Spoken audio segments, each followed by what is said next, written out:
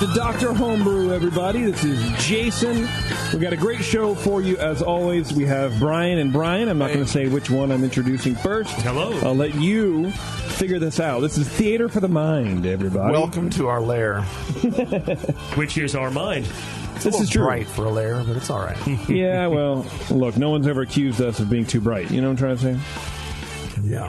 We have a good show for you today. We're about to chat with Colin, and I believe he has... What am I doing? I'm turning on the wrong stupid thing.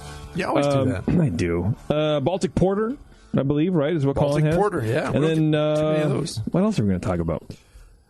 I got to start saying the styles ahead of time in the beginning of the show, because when I go back and edit to try to write the descriptions, I have to. It's a pain in the ass. So we're going to talk. We've got an Altbier as well. Altbier, yeah. That's right.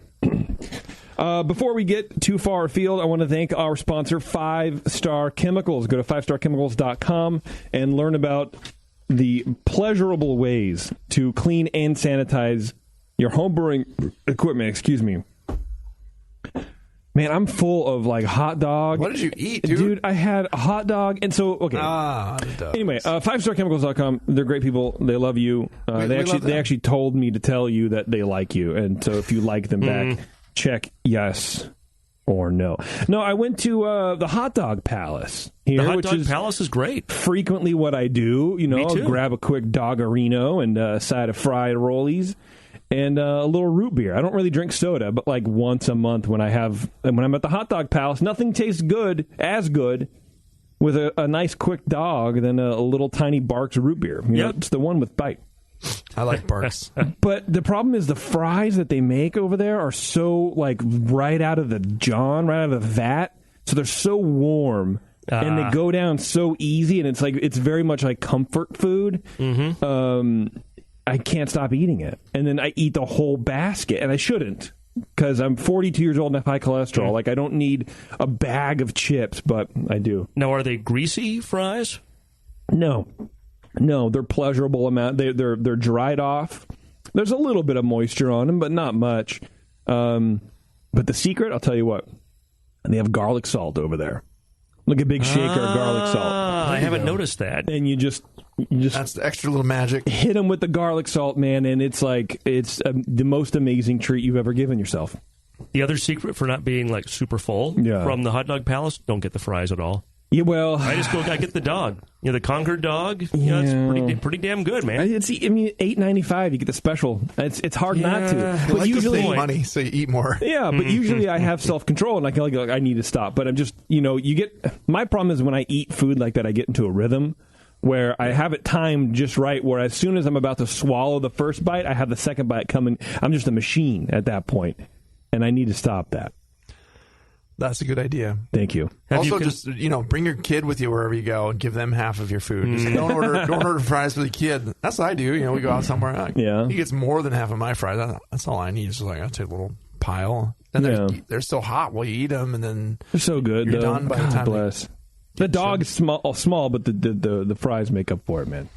Anyway, have you considered competitive eating as a hobby or perhaps a career? No, I don't think I could do it. I don't think I could do it. Because, food is enjoyable. I don't understand competitive eaters. Yeah, I don't either. I'm just saying you have that rhythm going where you're swallowing one, you get the next one ready to go. You could probably be some competitive fry eating thing. I've worked really hard at lowering my stomach capacity. I don't need to, train. You know what I mean? I'm not that's a good point. Yeah, I'm not trying to do that. Some of those guys are skinny, too, though. I don't know. They're just really good at it and figure it out. Competitive anorexia. That is definitely or bulimia, excuse me. Yeah, that is definitely not for your boy here, but... Anyway, let's just get, if you want to get Colin on the program. Let's do it. I'm pretty excited. Everything's working in the studio now.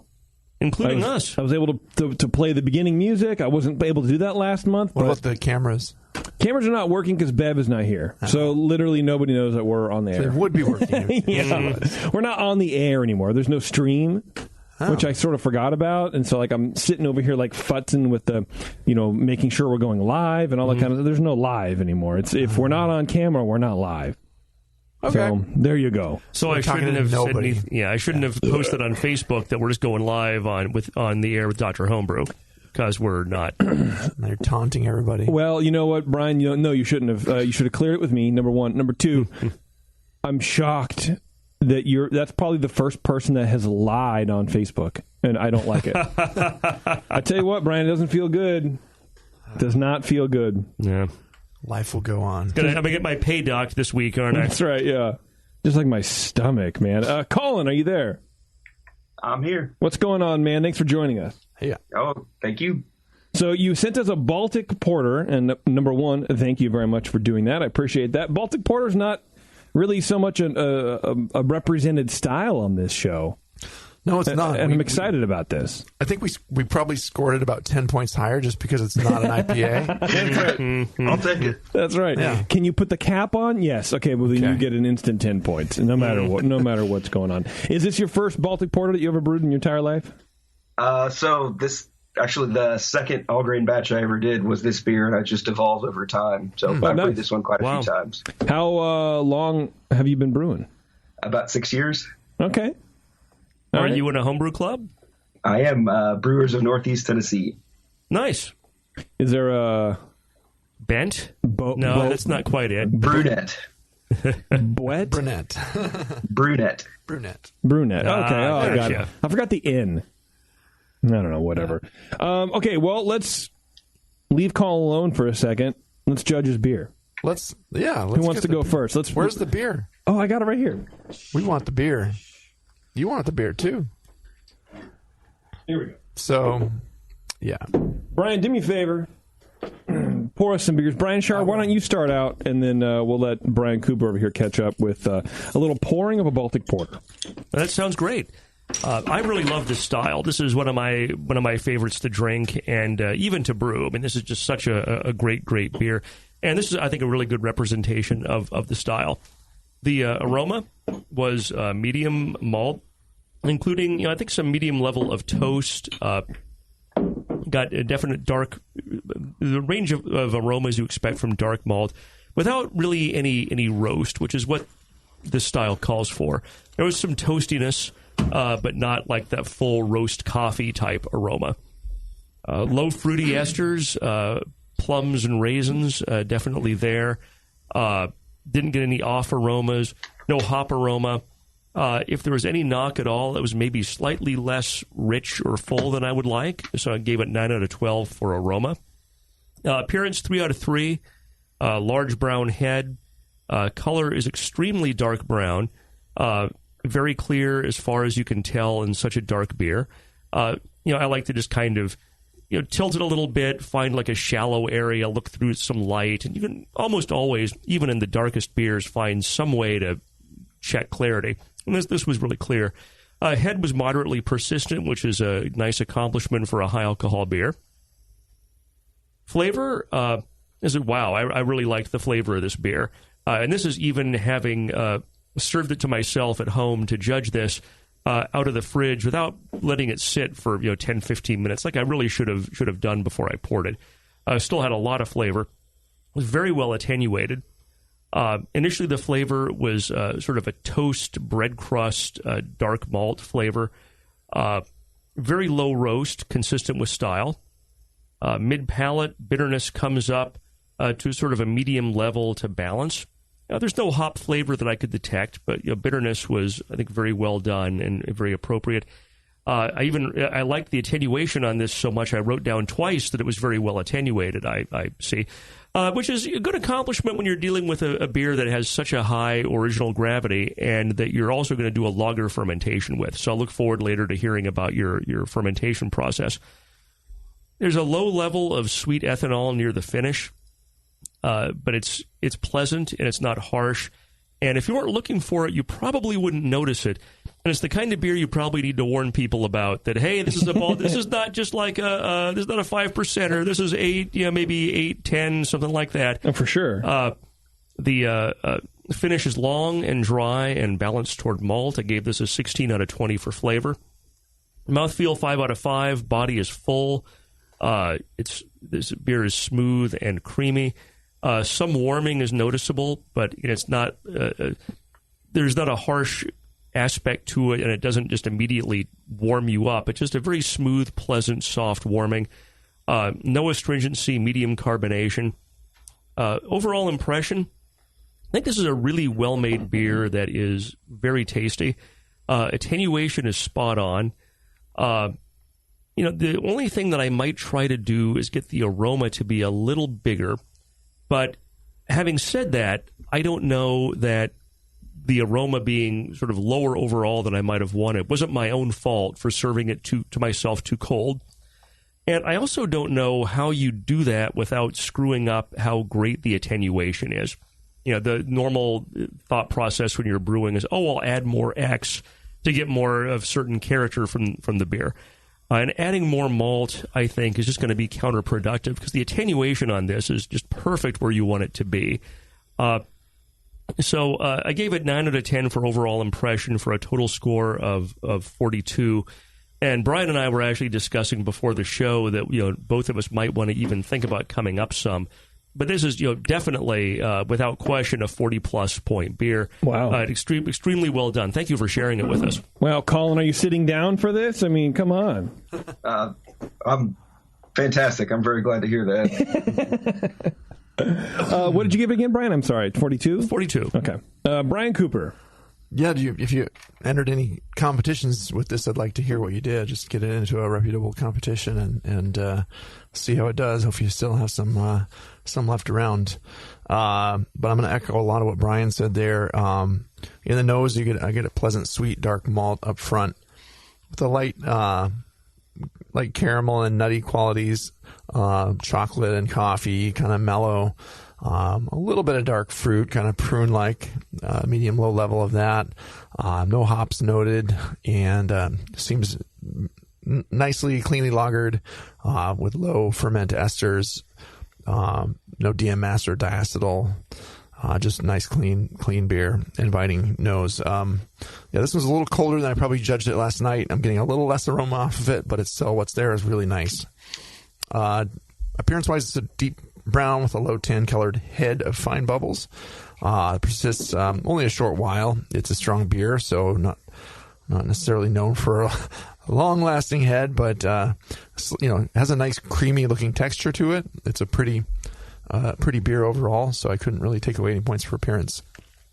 Flavor-wise, richly malty with a fairly bold chocolate aspect to it. I thought maybe I was a little much on the chocolate, but it's not, again, like Brian said, it's not overtly roasty at all. It's just smooth and malty, cleanly lagered, with moderately low dark fruit esters, a semi-dry finish, just a tiny hint of sweetness. It's not, it's not like bone dry beer. There's something there to play off the malt a little bit. Yeah. It's coffee-like with hints of toffee, caramel. It's definitely balanced to the malt, medium low bitterness, and no real hop flavors in there. It's kind of where it should be for that. I really like the flavor a lot. Mouthfeel wise, I'd say it's medium full bodied and smooth with a medium low carbonation, slight warmth, but not biting at all. Somewhat creamy, with no obvious astringent bite at all. There's nothing really biting about it. Just smooth. Maybe use a little more CO2, and that might also drive some more aromas out. But it's not a flat beer by any stretch of the imagination. So a really fine point there. Overall, I think it's a fantastically smooth drinking Baltic Porter with nearly all the declared style elements. Could use a bit more carbonation and slightly more restrained use of the chocolate malts, but still just wonderful as it is. I thought maybe, I gave it a 43. Well, actually, I just leapfrogged Brian because I think I was at a 41. I was like, did I score? I felt like I scored that too low. And he's like, yeah, I kind of felt the same thing. I was like, well, I just come up a couple points. That's the beauty about going second. You can do that. Yeah. You can make Brian look really ridiculous. Yeah, you got to show me up, man. Yeah. So and then I think that it's interesting to note, and I haven't studied these quite enough to know why it is, but this tastes more like the regular kind of Russian, the Russian side of things as far as Baltic porters go, than like the Polish style. Roasty, like maybe? Like is that however you say the Zajvik or the Okosim have this kind of mineral tang to it almost, or something a little biting about those to me. And I don't know if it's just the minerals in the water that they used to brew it, but when I get a Polish one, it has a little bite to it. And I was almost looking for that, and this is just, it's not there. But it's an optional, kind of thing that can come up in some of them. Or maybe some of the bottles I've gotten were kind of abused and older and had something going on that was giving them this little tang to them. But they do travel far. But to have such a well-brewed, home-brewed version of it here is fantastic. I could drink a lot of this. I'd have to drink it slow, and I'd like to listen to your recipe and hear how strong it is, for how smooth it is. You did a great job there, Colin. Thank you. Wow. Excellent, Colin. Well, look, why don't you give us the recipe first, and then we can talk if you've entered it and kind of, applaud you a little bit more here. And any questions, too. Sure. So grain bill, it's original gravity. I was shooting for 1091, but I dropped my hydrometer, so I'm assuming that's what it was. Ruthless. The final gravity was 1020. Wow. Grain bill, it was 6% caramel 60, 6% caramel 120, 6% chocolate malt at 350L, 7.3% rye malt, 8.5% flaked wheat, and then 66.3 just 2-row. All right. Hops, it was 160-minute edition for 30 IBUs. Okay. Yeah, and then water-wise, mashed pH was 5.4, calcium was 117 ppm, sodium was 35 ppm, sulfate 6 ppm, chloride was 83 ppm. Yeah, so definitely on the chloride and not the sulfide side of the water chemistry. That's always going to accent your sweetness a little more nicely. Yeah. That's the dark beer water profile. This is a 5-gallon batch, or how much did you make? 5 gallons, yep. Cool. I mean, you didn't give us pounds or anything, just percentages, but yeah. Did you do a lager fermentation? It sat in the fridge for 6 months, but I actually use the Scottish ale from Wyeast, the 1728. Interesting. So I made a 1.25 pitch rate, so pretty big starter, and then pitched at 62 and just let it ride at that. And then once it fermented in about 4 days, I absolutely love that yeast. I don't know if it's my water or what, but it absolutely destroys everything, and it's super clean. So that's what I use, unless it's a Belgian or a straight up lager. That's what I use all the time. But then it, like I said, sat in the fridge for about 6 months. I brewed this in mid-July. Okay. Wow, it held up really well. Yeah. So I actually sent it to a competition and got a 30. So a 30? Yeah. How old was the beer when you sent it in? It was maybe a month ago. Oh, Jiminy Christmas. So actually I bottled the samples I sent to the competition the same time I bottled the beer that I sent you guys. Okay. Mm-hmm. Well, I mean, you know how things can happen in competitions where sometimes did you ship it to somewhere, or did you take it somewhere locally? I shipped it. Yeah, I mean, shipping, it's hard to tell. It's not the hot time of year, but once it leaves your hands and it leaves your control, a lot of things can happen to it that will adversely affect the quality. Yeah. Yeah, this time of year it could sit somewhere and freeze for a while, and you'd never know it. Yeah.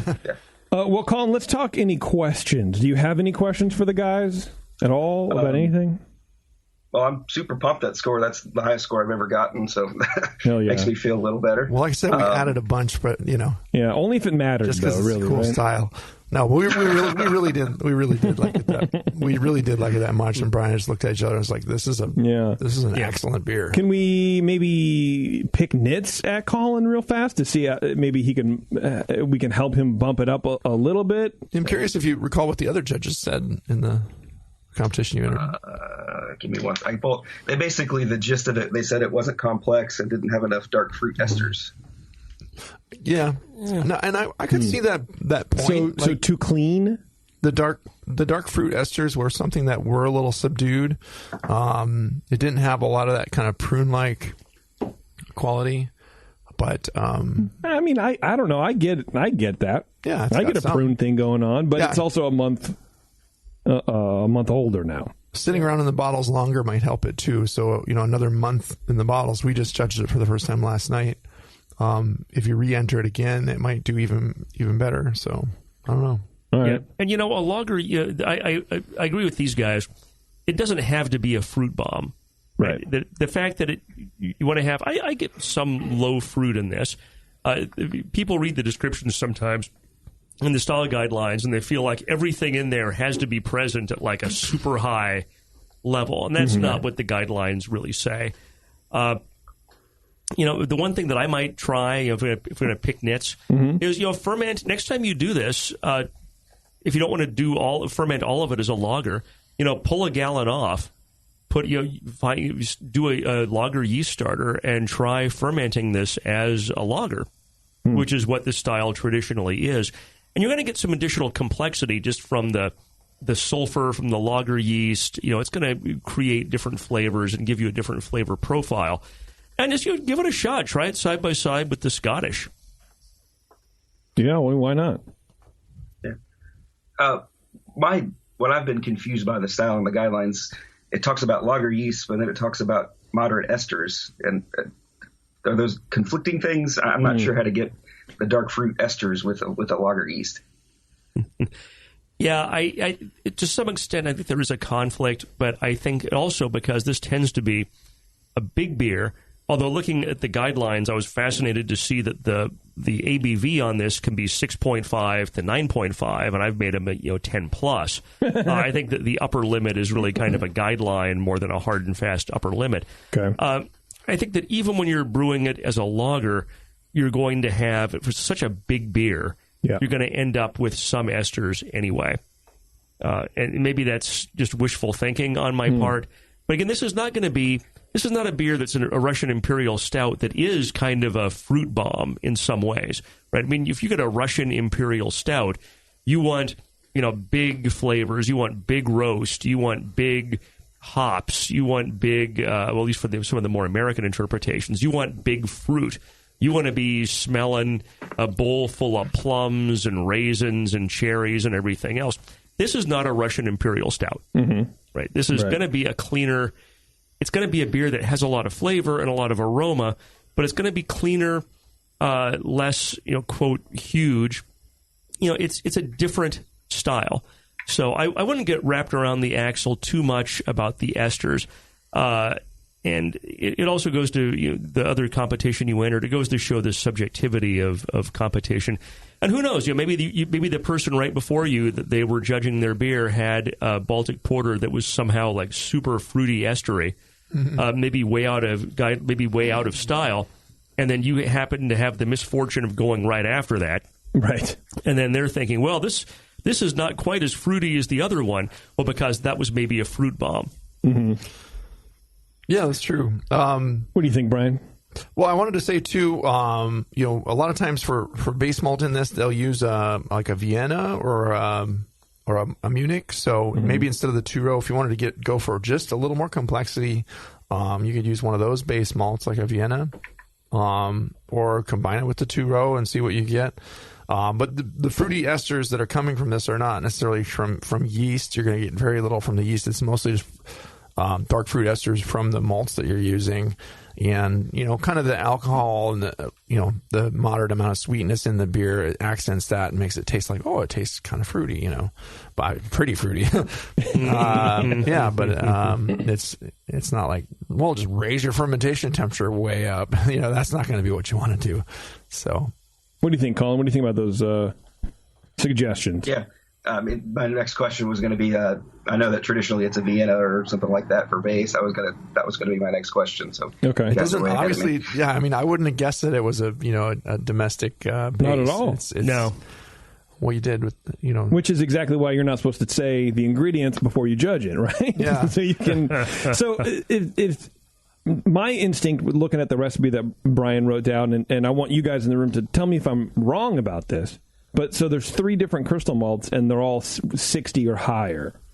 Two different crystal malts and a chocolate. Oh, okay. Let's see, I can't read Brian's. I'm scribbling feverishly. So a 60 and a 120. What if that 60 was like a 45 or a 40, and the 120 was like a like British 50, 60 or something like that. Some like maybe like a middle of the road crystal, and then not so much of a raisin crystal to sort of balance, give a little bit more of that body and that kind of depth that we're talking about. Is that inappropriate? Do you guys feel that the crystal selection and level was fine on this? I like the crystal element of it. All right.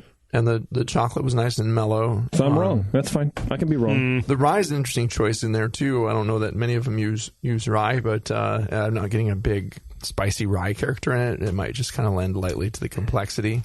Yeah. Yeah. So the first time I ever had this beer was at a brew pub, and they had a rye Baltic Porter, and I fell in love with it, and I've been trying to brew it ever since. So if the rye does much, I'm not sure. Maybe a little earthiness or something in there. But if you want to do a rye Baltic Porter, you'd probably want it closer to 12, 15%. Yeah, rye. You're never going to know. Yeah, and against I all of this here, you're hardly going to taste it. Yeah, I don't really taste it, and the additional hassle that it can give you when you're mashing, and especially like a 7% level. I mean, did you use rice hulls? No. I batch sparge, so it's not usually that big of a deal. Okay.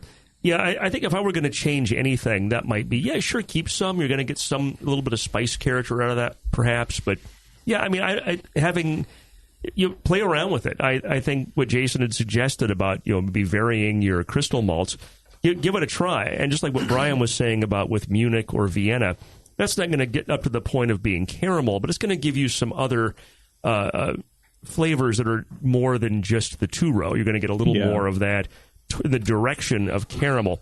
So, you're talking about something complex and talking about layering. You already have 2/3 base malt and 1/3 specialty malt. And I don't know that I would want to go much higher than about 1/3 of your grain bill being specialty malt.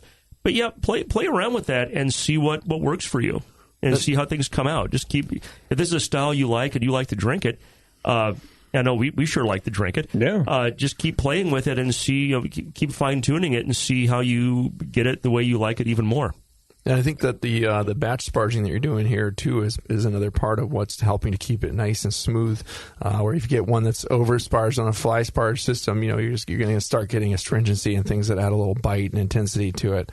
You're going to lose a little efficiency with the batch sparge, but it's worth it. You're home brewing. It's a little bit extra ingredients, but hell, that's a nice way to go. Exactly. The ton of extra time has just never made sense. I'd rather buy a couple more pounds of grain. Yeah. For sure. Yeah. Another question, as far as really the only roast malt I have is the chocolate malt. I've considered maybe throwing pale chocolate and then like 4% and then maybe 2% of a Carafa 3 Special or something like that to kind of add more complexity as far as the roast character. Look, I love pale chocolate malt. It's my favorite desert island malt, 100%. But I mean, I don't know. I feel like the roast level on this is fine. Okay. What do you guys think? I agree. Yeah. As much as I want to advocate for pale chocolate. You could put a little bit of, de-bittered chocolate malt in there, a little bit of de-bittered... Black Prince or whatever. Something, but yeah. I mean, this is not a style that really calls for high roast. That's Russian Imperial. Yeah. Right. Yeah. Okay, well, good. Then I appreciate the feedback. That's a style that the description and the one time I had it in that brew pub is fantastic, and it's a really hard thing to find. Where was the brew pub? You want to call them out? It's Flat Branch Brewing in Columbia, Missouri. Okay, nice. Awesome. Nice. Sounds cool. Well, Colin, man, if that's it, we'll let you go. I appreciate it, guys. Thank you. Yeah, thank you very much. And Thanks, Colin. If you rebrew it, let us know. Send it back in. Mm-hmm. Yep, absolutely. All right, dude. Cheers. Bye. All right, bye. Yeah, that was good. Yeah. That's a damn fine beer. And Baltic Porter, the alcohol should kind of sneak up on you. The alcohol. I made a Baltic Porter about 10 years ago. My daughter was in daycare, and a bunch of the folks from daycare were over at the house, and I had a big sign over my kegerator. It says 10%, and I circled it like multiple times, and I circulated to everybody. This is a 10% beer. People were pouring up. That's a 10% beer. Be careful. And it didn't matter. Like 2 hours into this, it was like a Friday night happy hour after work for like parents and people from daycare. Yeah. There were like 3 dads asleep in my living room. And hell yeah. People were like, it was like, no, stop drinking the Baltic Porter. It's like drinking two beers at once that you're used to. Yeah, I feel like with numbers, well, how am I supposed to put this? With people who don't drink regularly, or if they do, they're drinking Budweiser or Coors or whatever, they don't even really know the alcohol that's in that can of Coors, let's say, because no one's looking, but they go, oh, maybe it's like 4 or 5%. I think to those people, anything over 6 means nothing. It's like, what's the phrase? They're like alcohol level blind. Where they just don't understand that 6 to 7 is pretty big and 6 to 10 is huge. So 10 you could have put 100 and they have no idea. They'll still pour it like it was normal. I'm still going to be clearing Passed Out Dads out of my living room. That'd be a good band name. Passed Out Dads? Passed Out Dads. I don't know. All right, everybody. Real quick, we're going to take a fast break, and we'll come back, and we're going to judge another beer. And then we're all going to sing Kumbaya, because that's my favorite song. We'll be right back.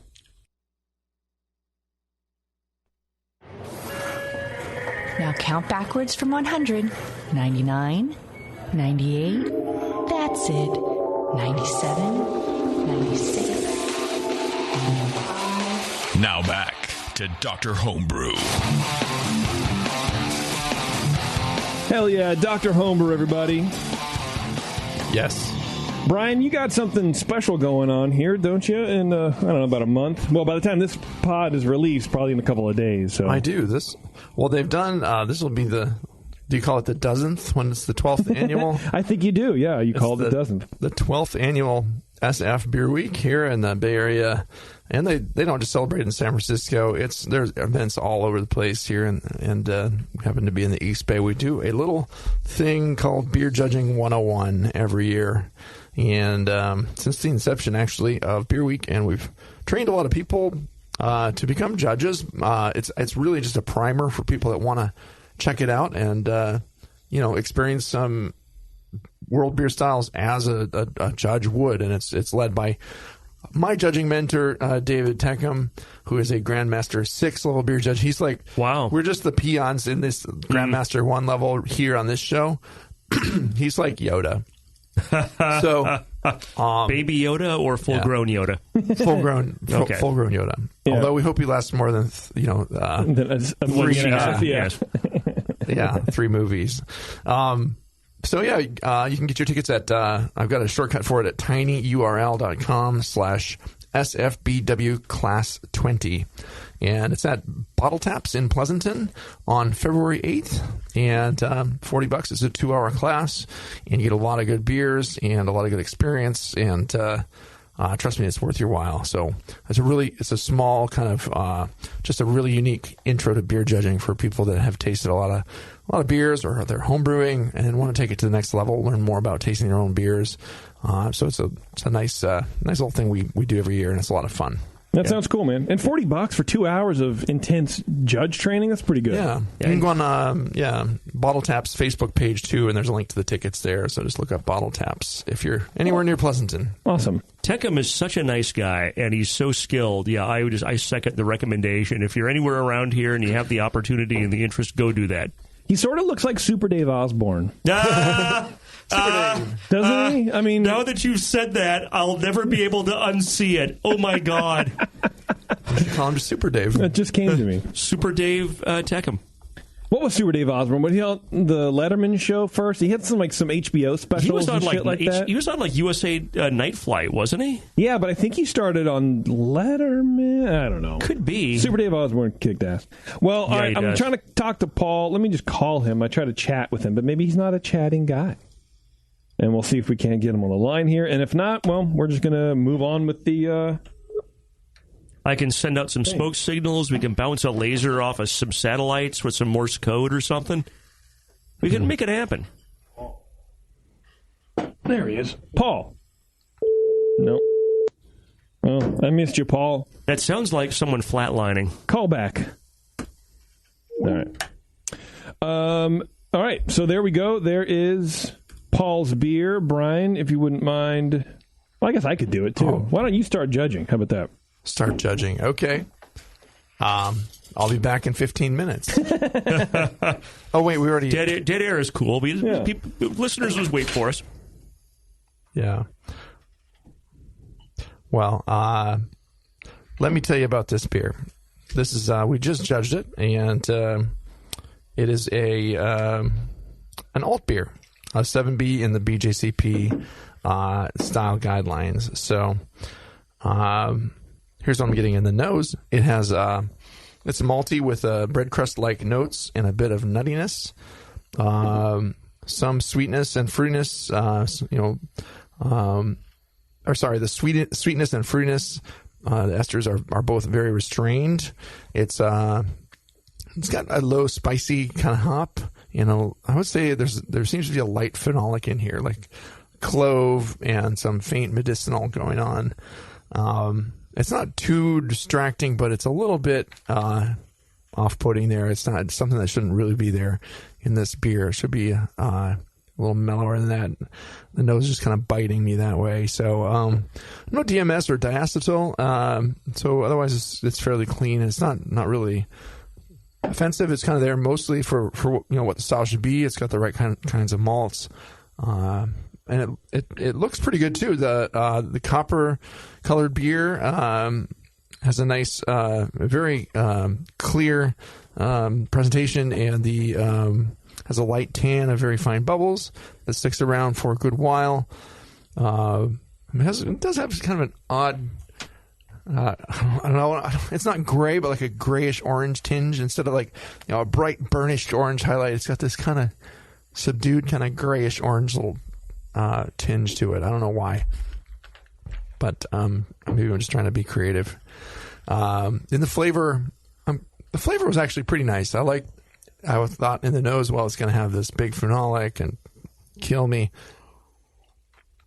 Really doesn't do that. Rich, dark bread crust and lightly toasty, and some nuttiness in the malt up front. The hop bitterness is subdued. It should actually be a little more bitter, although they want to be 25 to 35 IBUs for the kind of base, but if you're trying to clone some Origa, it's going to be a lot more bitter than that. But it's probably on the low end for bitterness, if not a little bit below. So I want them to have just a little more oomph to them. And so it finished nice and dry. Seems fairly cleanly fermented and conditioned. But again, I get a hint of phenolics. It's a little less in the flavor to me than in the nose. But those phenolics that popped up there are coming through just a little bit in the flavor for me. Not too distracting there, but yeah. And there's some firm alcohol that I noticed as I kept sipping it. I get a little bit of harshness in the alcohol. The alcohol is pretty obvious, and it shouldn't be that intense, I guess. It's not intense, I guess, but it's just against everything else there. That's popping out a little bit more than it should. Yeah, it's pokey. Yeah. Mouthfeel-wise, it's medium-bodied. Just a bit of astringency. Well, maybe more than just a little bit. There's some astringency here that's kind of biting, and that might be part of what is giving me that kind of harsh impression. It's not as smooth as I hoped. This should be a pretty smooth beer. It has a slight bite with a medium-low alcohol warmth and medium-high carbonation, medium to medium-high carbonation, kind of in that range. Pretty a little prickly. So I'll say it's a fairly good attempt at an Altbier, and it seems like good ingredients were used. I will say that because it tastes, the malts are toasty, bread crust like, dark bread. It tastes like good ingredients, just with something going on in the ferment. So, again, the hop bitterness should come up a little bit to balance the malts, and that phenolic, you need to get rid of that. It can be cleaned up with a bit more attention to the ferment health, and you can get rid of that hot alcoholic note likewise by just taking care of your ferment. Just use a big pitch of vigorous, healthy, happy yeast that's just going like gangbusters on your starter, and get her in there. Maybe you did that, and you can still have problems even with that. But yeah, maybe if the OG went off a little high, you could back that off too. I'm not sure if the what I'm perceiving as alcohol heat is just kind of the intensity from the astringency and some other things are going on here. But so it's pretty fine points. It's actually not a bad beer. It's a nice try at this style. And again, I like the flavor better than the aroma myself. The aroma, I think maybe I'm just a little sensitive in the nose to the phenolics, and it just stands in the way of other things that are there. But once I was in the flavor, I could taste, okay, there's nice malts in there. This is a low 30s beer. I give it a 31. I thought it's a decent alt beer, but it's not gonna win any awards. But you could definitely clean it up. You're using some good stuff here, and you could do better with that. So, but thanks for sharing it. Yeah, absolutely. All right, Brian Shar. What's funny is I had almost the exact opposite perceptions on aroma and flavor as Dr. Cooper did here, which is fascinating. And it probably shows the interrelationship of aroma and flavor also. Aroma, I thought, was rich and malty. It had a very kind of bread crust character to it, like you'd encounter on fresh dark bread, like rye bread or something.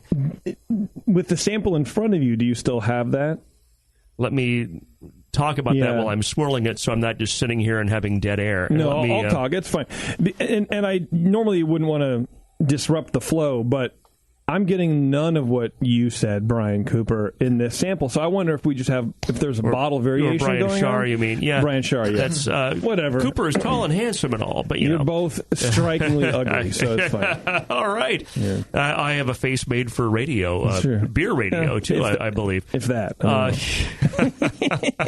Yeah, I don't get this aroma in this sample. It is fascinating. Yeah. The bottle that we judged right before the show had a lot more rich aroma to it, to me, than this does. And maybe it's a temperature thing, but they both should have come out of the bag. Came out of the same carrier. If anything, this one would be warmer. Because to me, this smells like it has fresh plums in it.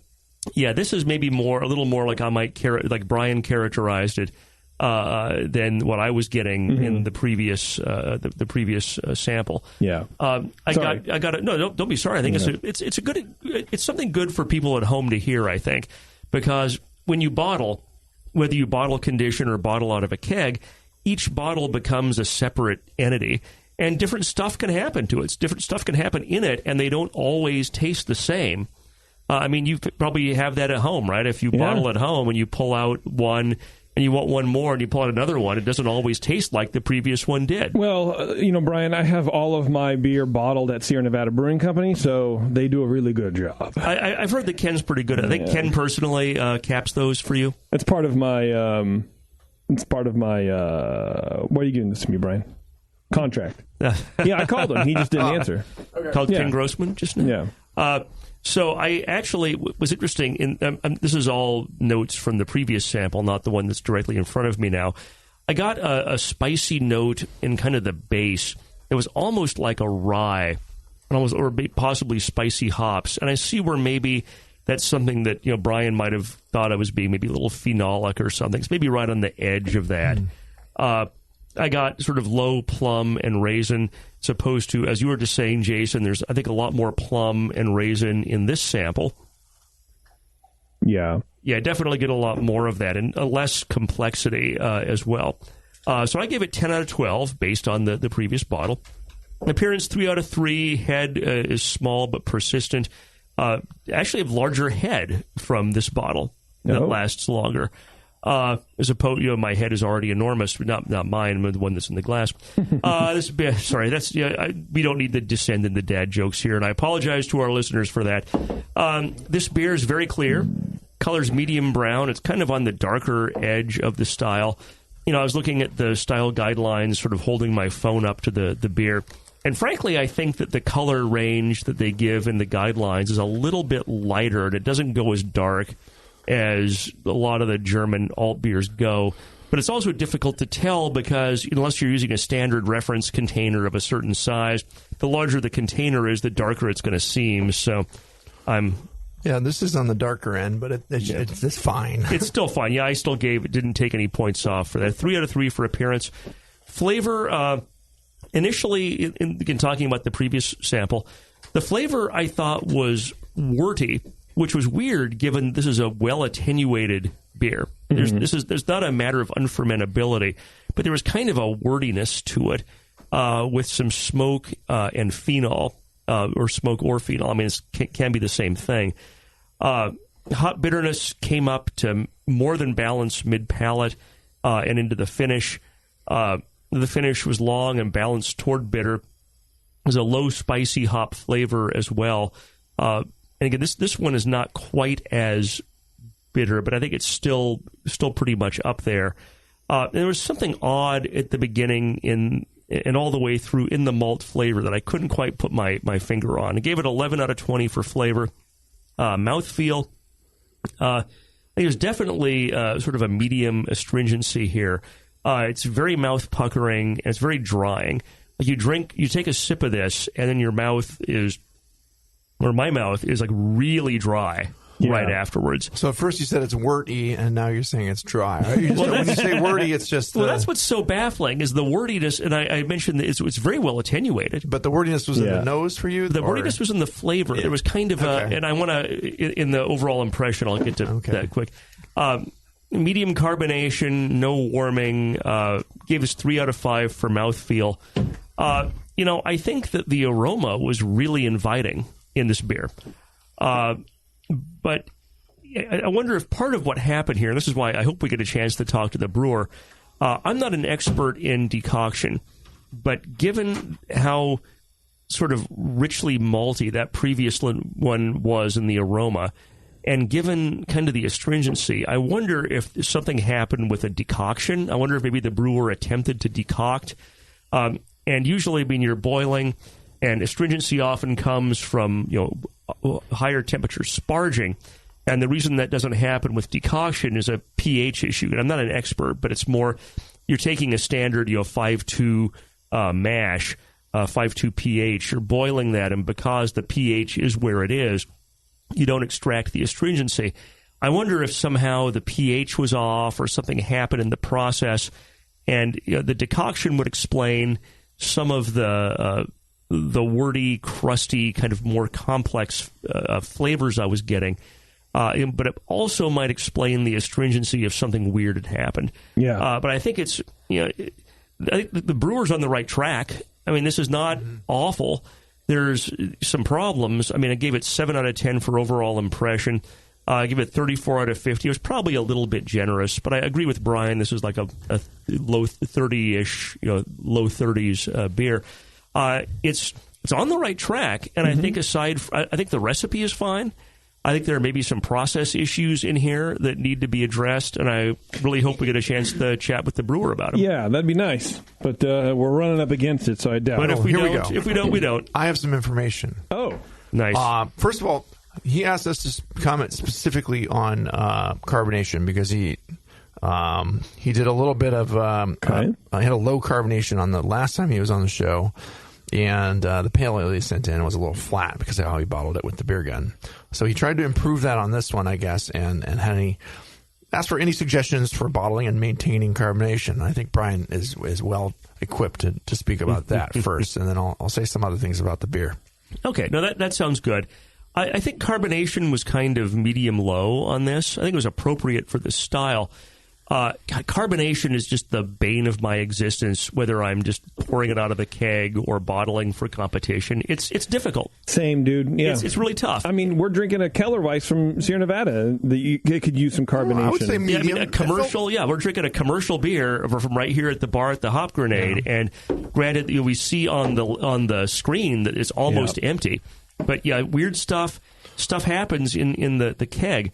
I don't know that I would go medium low. It's really easily roused, and it's kind of spritzy. Like it's not, the head doesn't last a long time, but it comes right back up when you swirl it. No, I think there's more. Okay. But what I plan to do next time I enter a comp, which I got to get back on the horse of brewing and entering comps. It's been a little too long.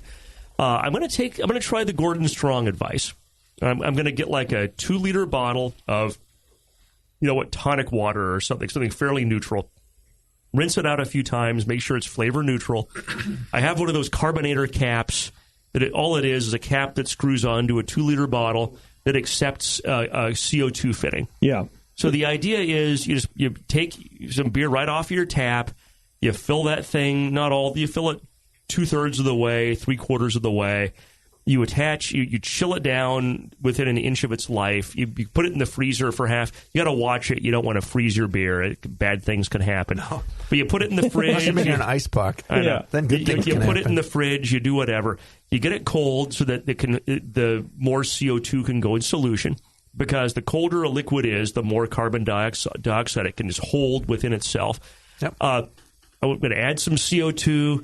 You gently shake it, not like shake the hell out of it like, you're doing. This is not the session, so I'm not going to describe my motion of my hand. Yes, exactly. Like you're using a shake weight. Yes. So, the shake weight, yes. Yeah. But you want to gently kind of get that into solution, and then you put it back in the fridge, and you do it again. And then Gordon Strong recommends you take your 3 bottles for comp, you put them in the freezer, you chill them down essentially to freezing, and then you just take the carbonator cap off and you very slowly pour it into the bottles so you don't get the CO2 out. I'm going to try it. I'm kind of... I like the beer gun. I find that I also have a carbonation issue with the beer gun. That's probably user error. Probably. Is like so many things in my life and in brewing, probably user error. But definitely, there are approaches for making that for getting better carbonation. There's not one way to do it. Yeah. It's really hard, and I feel the pain of the caller or the would be caller because that's one of the most difficult aspects of competition and of brewing. What else does he say, Brian? Yeah, getting the counter pressure right and getting it all as cold as you can get it. It's It's tough. So I'll put on my Paul hat here. This is Paul's beer. A quick note about this beer. I brewed this after installing a steam condenser on my boil kettle. Worked great, but 75 minutes into a 90-minute boil, I realized that I forgot to change equipment profiles in Beersmith. I let the boil go for another hour and got it down to 7 gallons. But that jacked up my IBUs. I'm considering adding coffee to it to bottle some. Yeah. Anyway. Okay. That's He thought the bitterness was going to be too high. Now, do we think that his IBUs got too high on this because he went to? I think what happened is it had this, some of the interesting malt characters in there, and that maybe that wordiness that you're getting is coming from that extended boil that he did, which you really shouldn't necessarily need to do for an Altbier. Yeah, I think there was some kettle caramelization that happened because of the extended boil. And depending on his system, I'm not sure where the steam condenser comes into this, but if he was, especially if you had like a powerful flame going on there, you'd have hot spots on that kettle for like an extra hour, you're going to potentially get some caramelizing. Mm-hmm. Or maybe I'm using the wrong term for that, but you're going to be getting some unfermentables, going to be getting some caramelizing, and that would explain some of the wordiness. Yeah. Okay. And then later he said, so the alt seems messed up. I kegged it a couple weeks ago, and it tasted fine. I poured half a pint when bottling and noticed how the flavor was totally different. So he's like, I can still send it. I'm like, hey, it'll be more interesting to talk about, so send it on over, brother. Yeah, and we like helping out to diagnos beers that he could have had something wrong in his keg. It sounds like it's entirely possible. And you know what? I think it was a little overly bitter. That was my comments, that I thought the bitterness level was just a little too high for this style. Yeah. Then I didn't find that myself, so we're just going to have to agree to disagree. We're going to have to kiss it out, I think, is what we're going to have to do.